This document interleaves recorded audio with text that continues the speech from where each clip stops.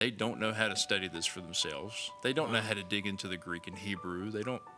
Because there's an illiteracy problem. And so this affects the economy, this affects families, this affects, in fact, the prison system, just for example, to gauge how many people will be in the prison system in the future, they look at reading scores from first grade students today. Yes. Wow. You have teachers that are trying to do the very best they can with what they're given, and largely with students who are unparented. And then you have the flip side, students who are very well parented, but they're having stuff just shoved down their throat that has nothing to do with education. Hey there, I'm Matthew Foley, and this is ISOW Insights, where God's truth grows in the midst of current culture, renewing the mind and spirit. Welcome back to ISOW Insights. I'm your host, Matthew Foley. Today, we got a return guest and a friend of the ministry, Evangelist Nik Walker. Hey, it's good to be with you again, man. This is fun stuff. It's been too long. I know, it's been a while. And we want to dive into something. Today's going to be very particular to us as ISOW because it's going to be something related to the school systems in the United States. I started this off a few weeks ago by texting Nick and asking him if he'd be willing to come on and talk about literacy rates in the United States and where we're at with the state of the nation, where students are at, because there's been a dive recently according to statistics, and he's going to get into more of that. But just to give you an introduction, for anybody that wants to check out who Nick is and what he's about, go to nwministries.com. And also, I wanted to let you know, Nick does have education and a degree in teaching. Yes. Could you talk about that a little bit, sir? I have a bachelor's in elementary education. It's a K-6 at a Concord University in West Virginia. So that was something that I was graduating from teaching as I was going into full-time evangelism. Man. So it was kind of something that it was kind of like a bang thing. Like within 3 months of graduating, we were full-time on the road. Wow. So it was something good to have in the back pocket, you know. And you have a family pretty much that's in teaching. My mother teaches second grade. This is her first year of third grade, actually, but she's been teaching as long as I can remember. And my dad started teaching high school in 2021. Wow, so really? He had a little bit of a job shift. And I tell my dad, he should have been teaching his whole life. Kids love him. He does awesome. Great with them. He coached me all the way up, you know, from like young basketball and football. He's always been good with kids. So, teaching runs in the blood, I think. Man, and then your fiance even. She's my fiance, she will finish with a early childhood development with some background in elementary ed. So she'll be teaching. She's in the classroom right now as we speak. You know, it's so interesting, like when you come from a family culture, and I didn't realize your mom or your dad were in the teaching system as well. When you come from a family culture of teaching, it's like a way of life. Like you don't have to figure it out. But I did want to ask you before we dive in, because we do have some questions here. What would you say is a core insight and mindset that teachers have that's different than a lot of other professions? That's a good question. A core insight, like a mindset? Yeah, like how do you approach life? Because you're making an intentional choice. Most people, when they go to be a teacher, it can be a very demanding job. I heard this from professional athletes, but I hear it from teachers too. Is that we're just striving to be better every day. Wow. That sounds really simple, but at the core of who I am is I'm trying to learn something new every day. Even like I'm full-time evangelism now. I have my degree, but I'm not in the classroom teaching. But you know, nonetheless, I'm a student of the Word. I'm a student of ministry. Yeah. Like I'll go back and watch film of myself preaching, and I actually hate hearing myself talk. But I actually learned in an ISO course that Dr. B. and Perry co-taught that watching yourself is a great way to learn, and you start to hear things that you maybe repeat. Yeah. And maybe if you're one of those people that says or like a lot. Which is why I hate listening to myself. I hate it. I still do. But I will go back and like ritually watch footage of myself. And you know, there's always this like strive for perfection. I know I'll never hit it, but I'm always trying to close the gap. Kobe Bryant said that once. He's always striving for perfection, knowing he'll never get there, but he's always going to close that gap. And so as a teacher, as an educator, not only do I want to be better every day, I want to be better not for myself, but for the students that I'm teaching, and for me, the people I'm preaching to. I want to be better every day, and so that's one of that has to be a core mindset that I think every educator has to take with them to be a better version of yourself. for your students, especially if you're in that elementary and middle and high school. You're trying to get them ready for the real world, you know, and if you don't do your part, the real world is going to hit them in the face. Be very unpleasant. And so we have to, if we're a better version of ourselves, we will help them be better versions of their self and be ready for the things that are coming up ahead. That's incredible. And that's kind of a type of discipleship and parenting, really. Yes. Which is a different mindset than a lot. I think that to me, when I look at it at a glance, that's the difference between a lot of teaching professions. But it's interesting that you actually, the first thing you said was athletes. So with somebody that has because that would mean when you're around these kids and you're seeing them in the developmental process, you know you got to require of yourself a standard you're always striving to attain because they're going to follow your example. Yes. Subconsciously. Yes, they will. In some sense, they'll become who I am. Oh, that's good. And what actually got me wanting to teach, and I know that was a question on the thing you sent me earlier, but it's coming up even now, is I didn't want to teach. I was like more medical. I actually leaned towards nursing for a minute. Really? Wow. Yeah, I came home from like my first week of math class in 6th grade. It was my first, that's my first male teacher was in the 6th grade. Really? Yeah. Wow. In a core subject. I had a male gym teacher, but like a core, like reading, math, classroom writing, situation. That kind of thing. It was my first male teacher. His name was Jerry Wayne Thomas. I came home and looked at my mother and I said, I think I want to be a teacher. That's cool. And she was like, what? I said, I love Mr. Thomas.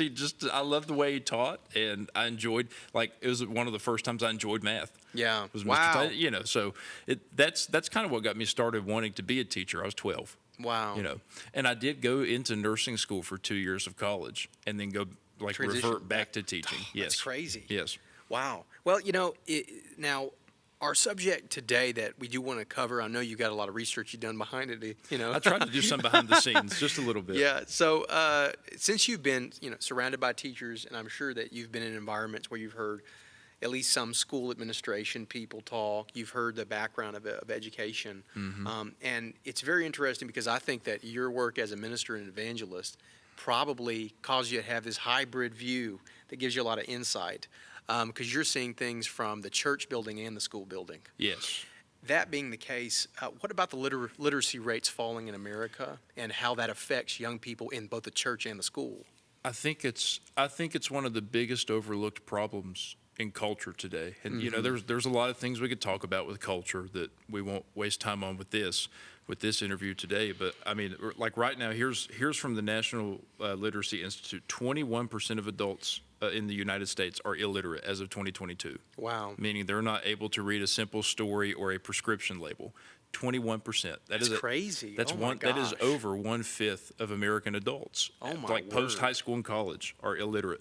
Illiteracy. This is what this says. Illiteracy has become such a problem in our country that 130 million adults are now unable to read a story to their children. This is the kind of problem that we're dealing with. And you know, I heard a college professor once say to me, and she was, of course, the reading professor, and her name was Kathy Hawks, and she was my favorite professor in any college class that I took. She talked about two crises or two crises going on in America. One is the parenting problem. Yeah. We're in a bigger parenting problem than we've ever been in ever. I think just in West Virginia, somewhere I read there are not 7 million, so maybe 7,000 students in foster care. My word. So the parenting crisis, and that's like a nationwide thing. I'm just from West Virginia, but it's a nationwide epidemic. The parenting crisis is unbelievable, and the illiteracy crisis is unbelievable. And so, like, here's 60% of behavioral problems in the classroom happen during reading assignments. It's just students not wanting to read, not focusing, and that starts at home. Wow. You know, the teachers have the students for so many hours a day, but they're living life with parents, and they're living life with whoever their parent or guardian. So this is a problem going on at home, and it's a problem from 1/5 of American adults not being able to read. That could be like what the church calls a generational curse, is what they would say, like passed down from generation to generation. Like if your mom and dad can't read, it's going to be very difficult. You've got no help for at you home. to learn how to read. Yeah, because like the reading class is only like maybe under an hour a day. That's not enough time for a student to learn how to read. So this is a big problem, and you can see that like this transcends into into the workplace. It transcends into the church, because if you have a church of illiterate folks, they're only going to listen to what preachers tell them. They're not going to dig into the word for themselves. Yeah, that's so true. And so what I'm seeing a lot of right now, I call, when I go out and preach revivals, I call them TikTok preachers. And there's these TikTok preachers that are they're preaching straight up heresy. And our generation, like my age and below, is just taking it as correct. Yeah. Because they don't know how to study this for themselves. They don't know how to dig into the Greek and Hebrew. Because there's an illiteracy problem. And so this affects the economy, this affects families, this affects, in fact, the prison system, just for example, to gauge how many people will be in the prison system in the future, they look at reading scores from first grade students today. Yes. Wow. Yes, because the majority of prisoners are illiterate. That's crazy. Overwhelming majority. And so what they do is they say, okay, here's the reading scores nationally. Let's take this, and then we can figure out about how many people will be in prison in 15 years. Well, that's how bad it is. That makes sense. It's a socialization issue, along with fatherhood being the leading cause of crime. And that was what my college professor, that's what Dr. Hawks was trying to instill in our heads. If you can teach a student to read, and she would say it this way, she was teaching us how to read to elementary students, so she was always extremely animated. She'd go, if you can teach a student to read, you will unlock the world for them. Wow, and that's it's the crazy. truth. It's the truth. If you teach a student to read, you can everything is unlocked for them if they know how to read. Imagine, I can't imagine a world where I'm going outside into the world and things that everybody else takes for granted are like conversations I'm locked out of because I was never trained to read. Right. And I don't know what that's like. Yeah. Because both of my parents were very bright. We're reading a book every single night. When I was in, I would finish we used to have these big, thick reading textbooks when I was in first and second grade, and we'd go through like a story a week in my first grade class. Wow. I think my mother we brought the textbook home, and she was like so anti-procrastination. Like she wants if my mother needs something done, she wanted it done yesterday. So she instilled that into me. So we're very quickly doing things. But she had my reading book finished 3 weeks before the end of the year. I'd already read the stories. Like she taught me to enjoy that. And so I don't know what that's like. When I read these statistics, I'm like, this is like 3 out of 5 people in American prisons can't read. So 60% of the prison system is illiterate. Like, I don't know what that's like. Yeah. And I thank God I don't know what that's like. But there's millions, hundreds of millions of Americans who do not know how to read. And until you actually, and I knew I'd heard it was a problem until you messaged me about this interview, and I went to actually do the research. I didn't know it was that glaring. You know, it's a big problem. Thank you so much for watching ISOW Insights, ISOW Bible College's podcast. And I wanted to let you know about something that we offer, making it easy for you to see the rest of the courses that we have sampled in our videos here on our YouTube channel. You can use our All Access Pass, which you can find more about both in the description below and at isow.org, our website. By using the All Access Pass subscription, $99 a month will get you full access to all of our course catalogs. So please do go over and check out our All Access Pass at isow.org. When I was a teacher's assistant for Old Testament survey in college, I had conversations with my professor. He has an entry test that you're not graded by, so don't think we're unfair. No pressure. No pressure. But basically, it depended on which class. There was a more advanced survey class, and then there's a general class all students had to take. But the survey class had to take Bible figures out of a random list and line them up chronologically to the best of their ability. Okay. And there were people putting Paul before Adam and Eve. Wow. Yeah. So not even a fundamental understanding of the Bible. Right. And we knew, the professor I worked for said, every year I get a little bit more scared because it gets worse and worse and worse. That pre-test gets worse? And this is ministry majors. These are people coming to for theology and ministry degrees. Wow. Yeah. That's unbelievable. And they have not been trained in the basics of Scripture. of Genesis to Revelation. Wow. I got tripped up around Nehemiah and Haggai. I'm like, I don't know Sure. which one came first. Sure, But sure. now I do. But the thing is I knew, okay, well, what's the issue? I thought it was Bible illiteracy.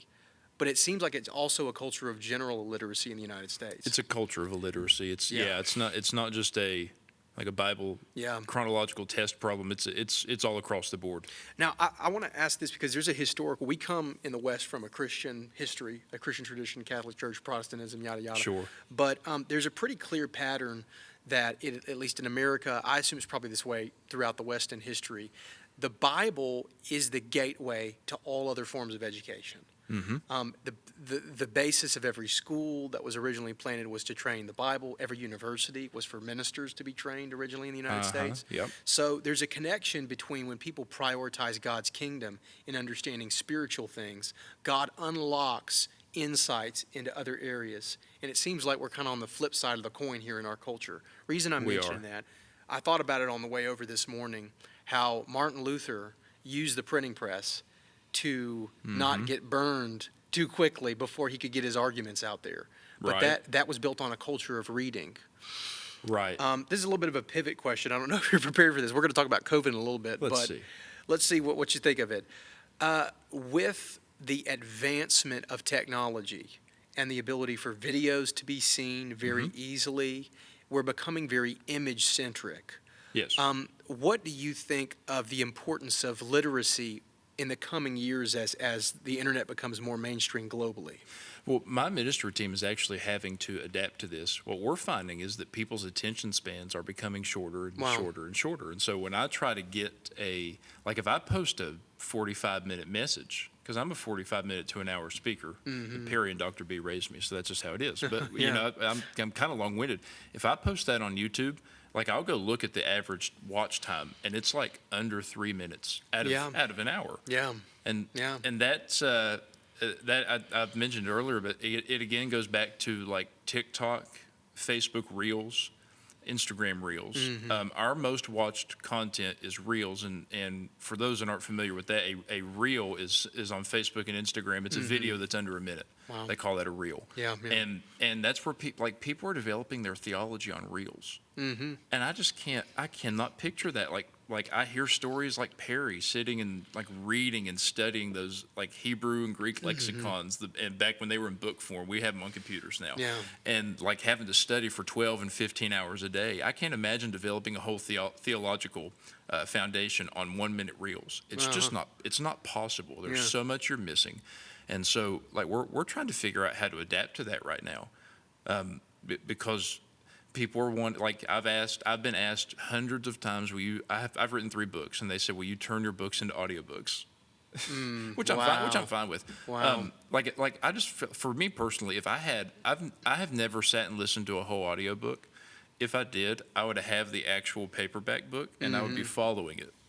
And because I'll just rather read it and highlight and underline. I'll tone out. Maybe personally. I'm old school. Yeah. I feel but if I read, I'm 27, but I feel old school when I hear I just want the audiobook. I just don't feel like you get as much.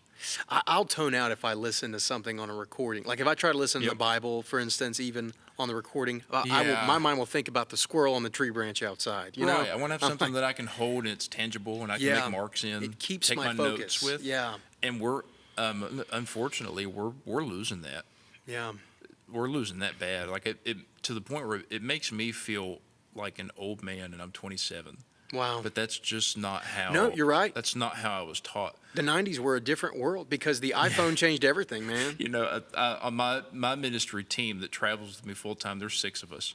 I'm 27, and the next oldest one on the team is 22, 23. Wow.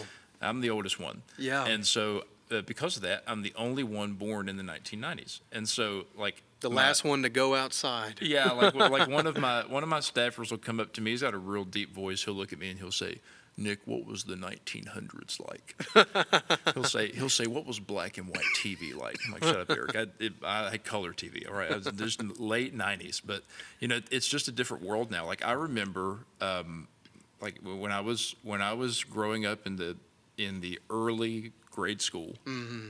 We sat at a normal desk, and Yeah. the teacher wrote on a marker board, and we wrote on pieces of pen and paper and pencils and paper. I come back in to do my student teaching observations, which is probably, let's see, I was 8, 9, 10 years old in that early elementary ed system. I come back in at 21, 22 to complete my observations. I'm scared of what you're going to say. So, we're talking 13 years later. Yeah. There are, instead of marker boards, and they still use marker boards, but now there's these things called smart boards, which I think you guys have here even. Yeah, And yeah. there are these things, like you can write on them, but they're giant computers. And some of them are literally mounted in front of the marker board, like they don't use it anymore. And it's touch screen, and it's very, like you can pull YouTube up on there and have the kids watch videos. Wow. And, it's so different now. Like there's a few desks in the room. So if a classroom has like 20 seats in it, I would say that maybe 15 of them are desks, but then there's also what they call flexible seating. Like they let kids sit on yoga balls at tables. You're kidding. And let them bounce while No, they're they don't. Oh, That's yeah. crazy. Oh, yeah. And I just, What about, do they use laptops? Do the kids use laptops? oh, absolutely. What? Yeah, absolutely. I Or pictured iPads. that. iPads, laptops. Like That got confiscated when I was in high school. Oh, I know. Yeah. One time I brought a CD player to my school because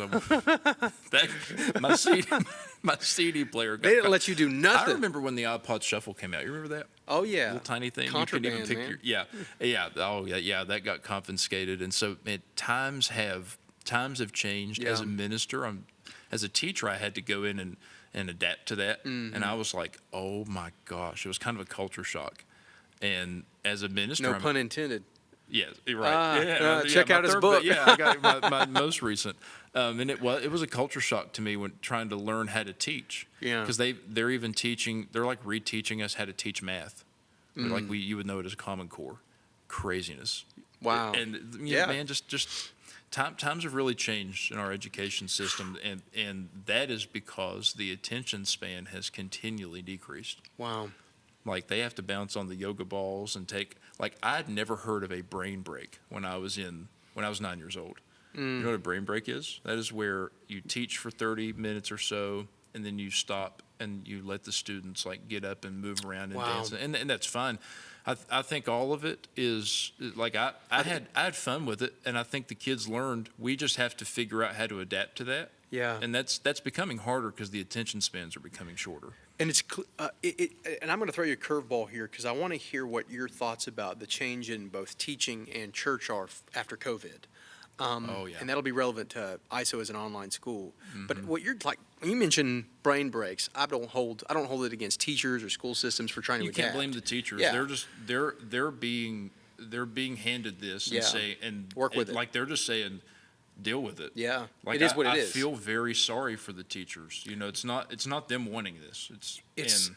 It's also something that seems to me we have a culture. I myself, like I sit and work at a desk. I try to get active, but everything has become so digital and everything moves so quick. Yes. For thousands of years, people like chopped down trees and like birthed cattle and like milked them, and that you know what I mean? Yes. It's like our Yes. life was so much slower, Uh-huh. and also more digestible. But now I'm sure that people who can read and are literate learn a lot of things a lot quicker. You can look anything you need to up on YouTube. You don't need the library anymore, but it's Nope. changed so quickly. I could see how people feel like they're just overwhelmed consistently, on the edge of anxiety and needing to Right. calm down. Right. And I don't know what the solution is. I don't either. And I go back to how this started. Like I do not think this is a teacher problem per se. Yeah. And sure, there's always bad apples in the bunch. I personally know fantastic teachers like my mother and others Yeah. who are doing the best they can with what they have. Yeah. And they're showing the fruit of it. Like their test scores are coming back good. And like Praise God. we know great teachers. Yeah. I think it's more of a parenting problem, in my opinion, because like when I was in student teaching, if I tell the whole story, I get emotional. But when I started my last semester student teaching, where I had to do like my senior thesis, so to speak, I came across a young lady who I still stay in touch with to this day. She was in the foster system, and I won't say any names on here, but she was in this foster system. I think she was 9 or 10. read below a first grade level because her parents never made her go to school. Wow. And so they, of course, pulled her out of the house. She had three siblings. She had a sister and two brothers. The grandmother kept the two brothers and put the two sisters in the foster system and just said, we don't want you. Oh, my word. They end up in Mullins, West Virginia, with foster parents that I just adore. I think the world of them, and they actually ended up adopting her and the sister, and so thankfully it's a great foster family. But even a lot of the foster families are very, very troubled. Mm-hmm. This was a good foster family, and so when we got this young lady, she was a fourth grader. I believe she was reading on like a kindergarten, first grade level. We had to bring her back to third grade. And I feel like we spend more time, like teachers are like spending more time parenting than teaching. Wow. Because they're not getting it at home. Wow. And that's not the fault of the teachers. You can't help how a child shows up. When a child shows up to school hungry, and you can tell they haven't bathed, you can tell they're not cared for. Oh, my word. These students are not going to be focused on learning math and reading. Wow. They're going to be focused on, what am I eating today? And then it's like, here, we'll just drop you off at school and let them take care of you. And so, like, a lot of teachers spend more time parenting than actually being able to teach. And I think that's a big part of the illiteracy problem. Yeah. I learned most of my literacy at home, not in the classroom. Yeah. The classroom just reinforced what I was learning at home. Yeah. Now it's totally backwards. Wow. Like and like the adverse side, like on the other side of the coin, you have teachers that are just, they spend their time shoving woke stuff down the throats of students. So like there's bad apples in every bunch. These students are going home to good parents, and good parents have to spend their time unteaching. And so there's two issues going on, really. Washing away the propaganda, getting Sure. their children set straight. You have teachers that are trying to do the very best they can with what they're given, and largely with students who are unparented. And then you have the flip side, students who are very well parented, but they're having stuff just shoved down their throat that has nothing to do with education. What I think so interesting, because COVID, I talked to some teachers recently, and they're doing good. I mean, but they were kind of, the thing they want to talk about with me is somebody that's, in Bible college, online, fully. Immediately, they talk about COVID. Whoa, you're fully online? How did that go for you? Well, so COVID was a huge thing. What do you think about that? What have you heard about COVID after it happened, the effects it had on teachers and students? My first online, totally virtual class was as a junior in college. Really? Wow. We didn't do that in high school. It didn't have to happen until COVID. Yeah. Now, here's what happened with COVID. Normally, you learn your sight words and stuff in kindergarten. Yeah. You learn how to read in first grade. That is the big foundational year where you learn how to read. Second grade, you kind of learn the basics of writing. Mm-hmm. Third grade, you learn how to write.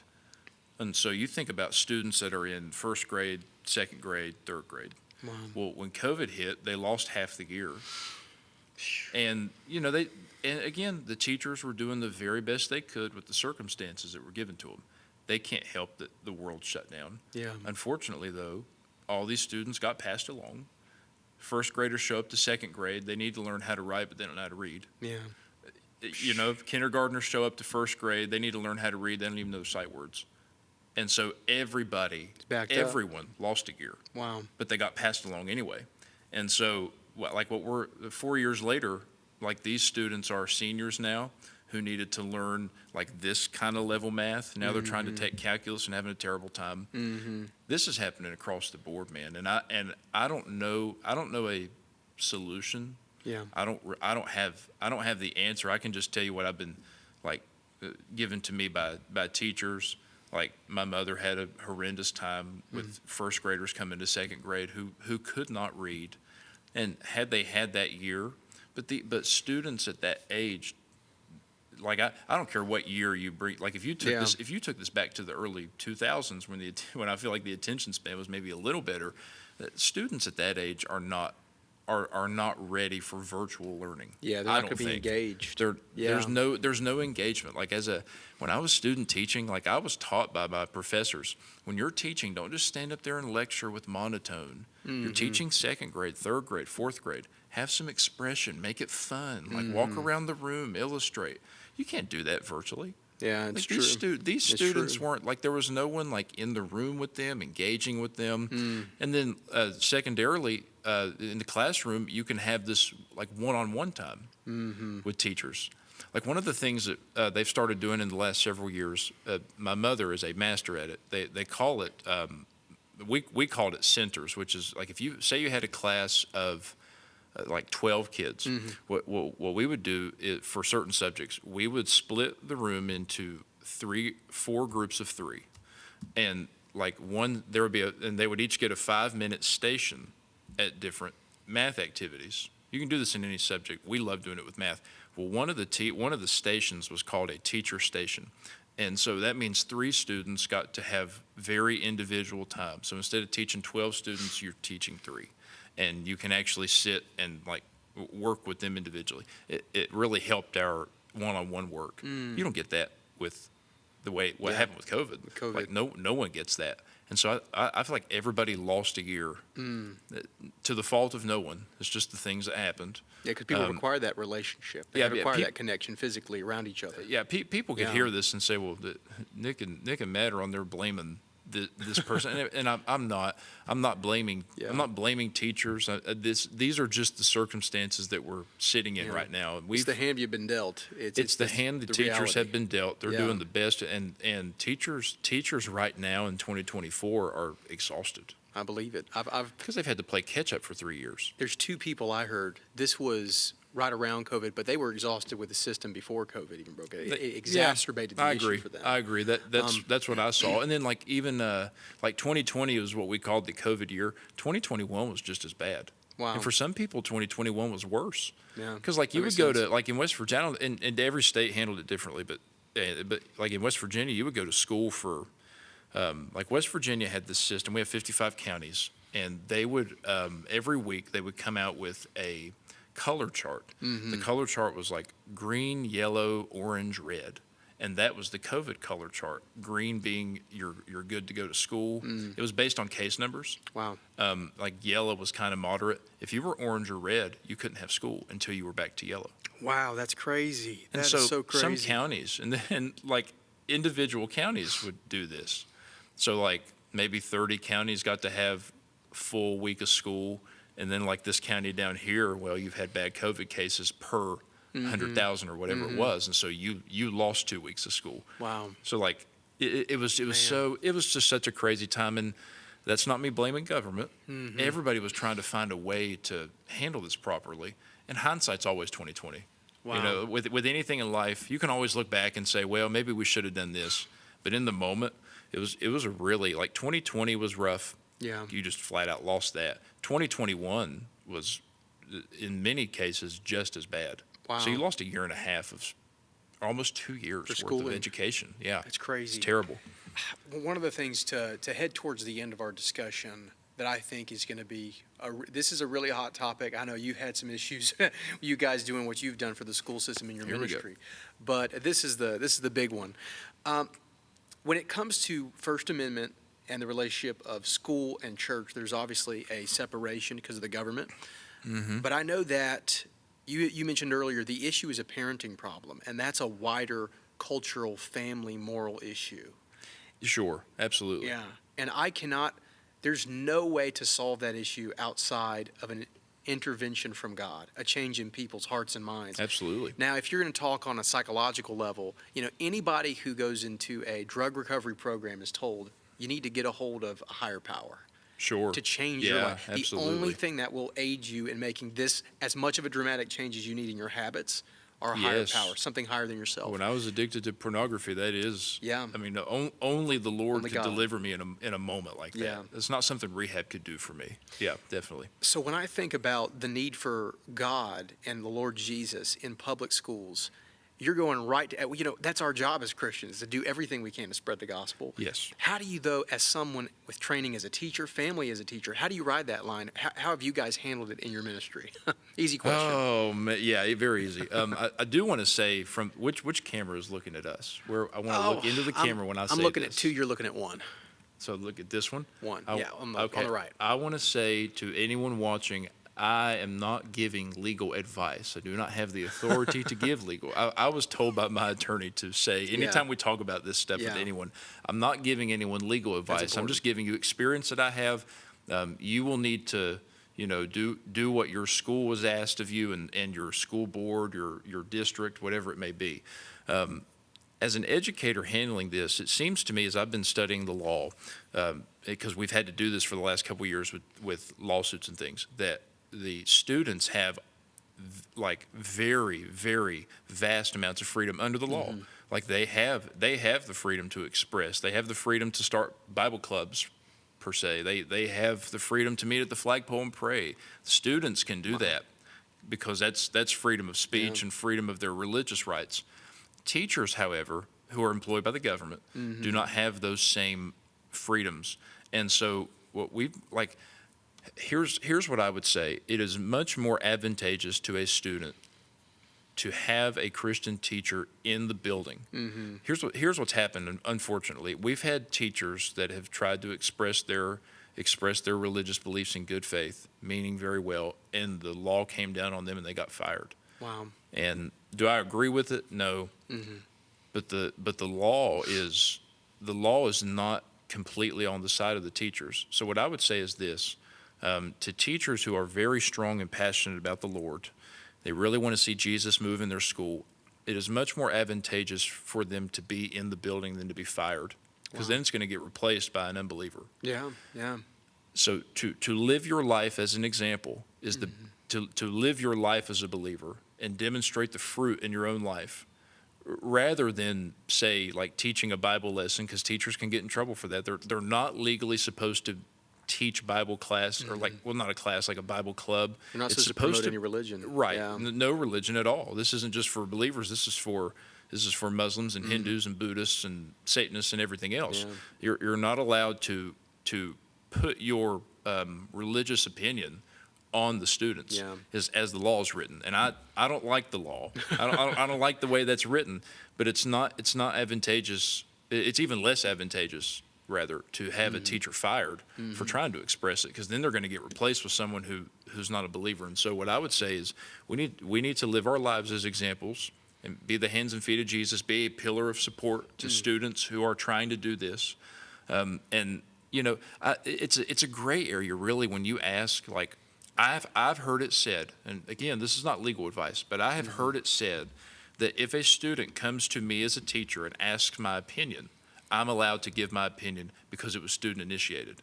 I don't know the answer. The law is kind of gray on that. Wow. But I will say that students need to know they have the freedom to do this. I don't know that there's anywhere in the law that says a teacher can't let the students know the freedoms they have.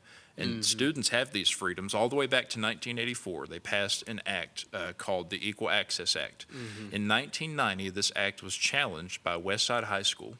Now, I have a Westside High School in West Virginia where I'm from. Not that Westside, it's in another state. But in 1990, because every act and every law that's passed is eventually challenged, and that's where it's upheld. And so in 1990, this Equal Access Act of 1984 was upheld.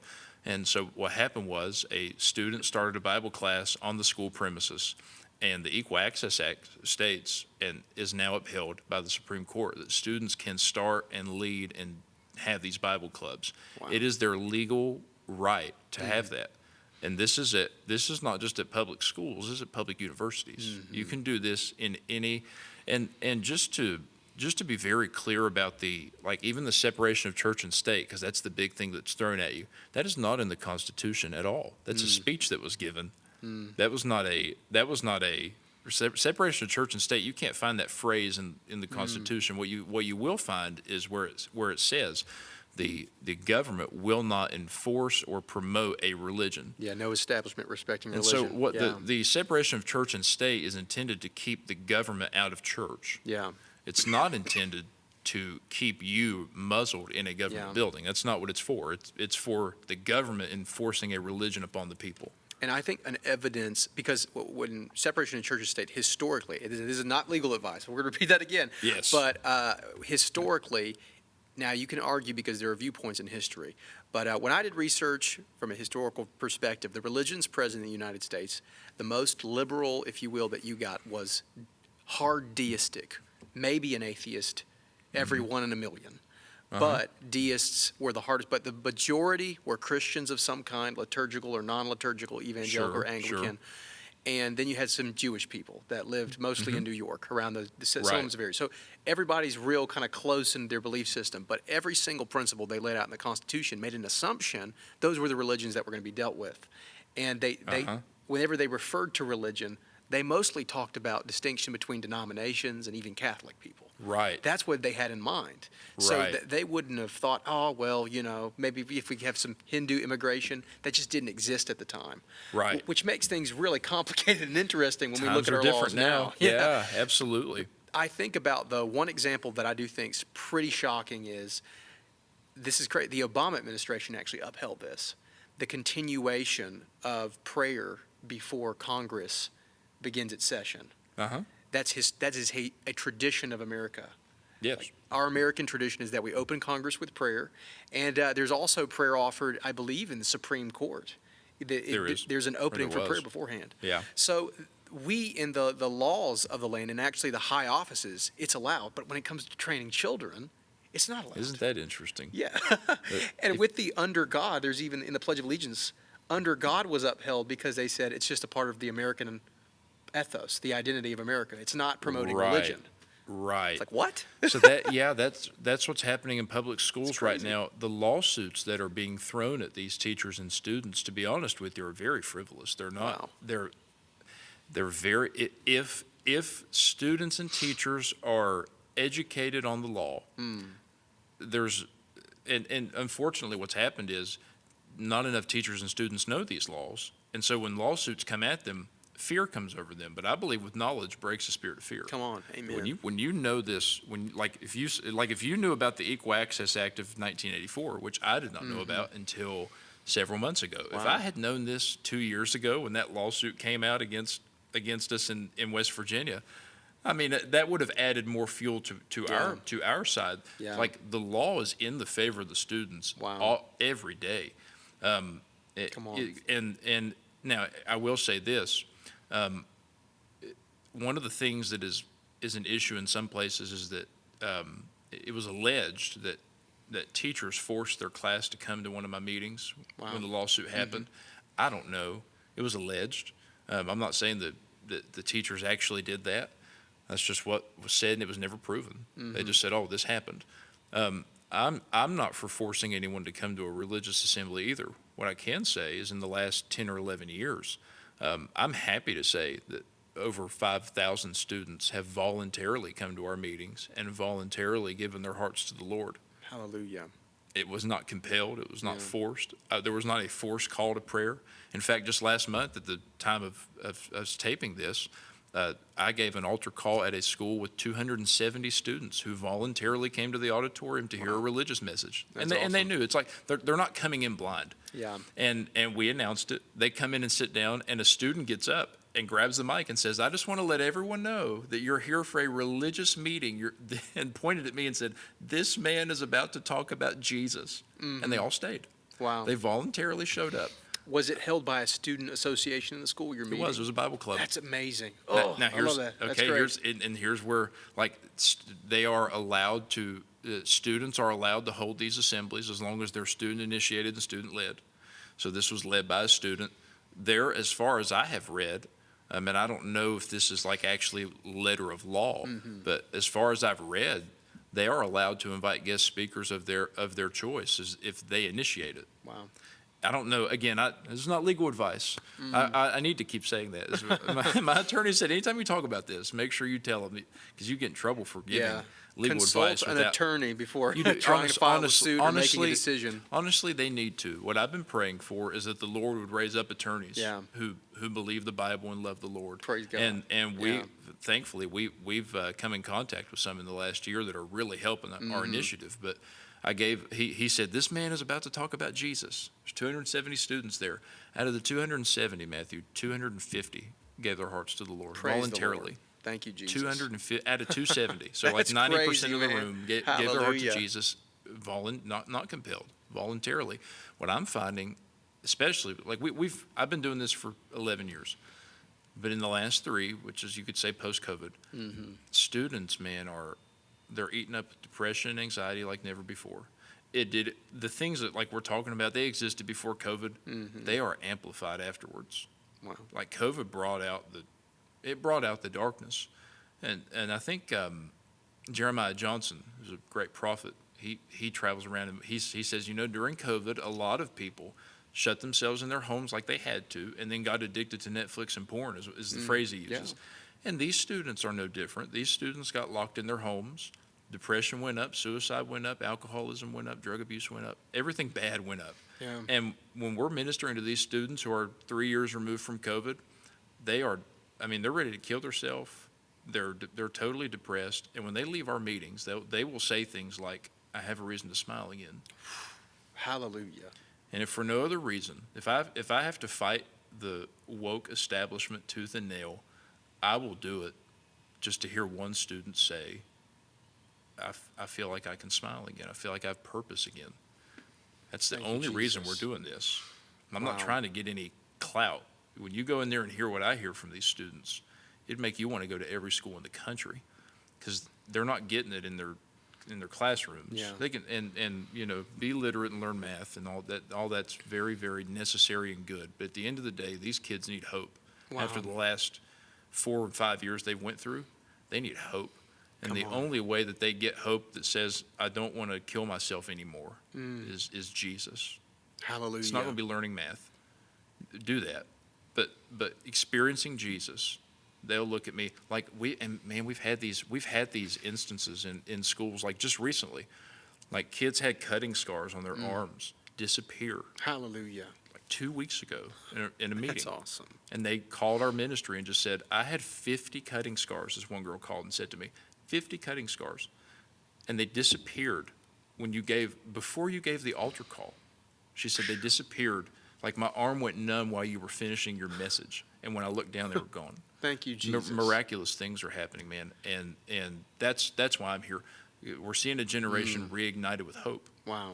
And when you give them hope, then we talked about, like, students aren't going to show up to school hungry and depressed and full of anxiety and ready to kill themselves and say, I'm so excited to learn to read. Oh, yeah. No, but Yeah, when you it's start not with gonna happen. hope, then they'll say, there's a purpose to being literate. There's a Come purpose to going to math Come class. on. There's a purpose to deciding on a major, because that same hope I have, I'm going to instill in someone else.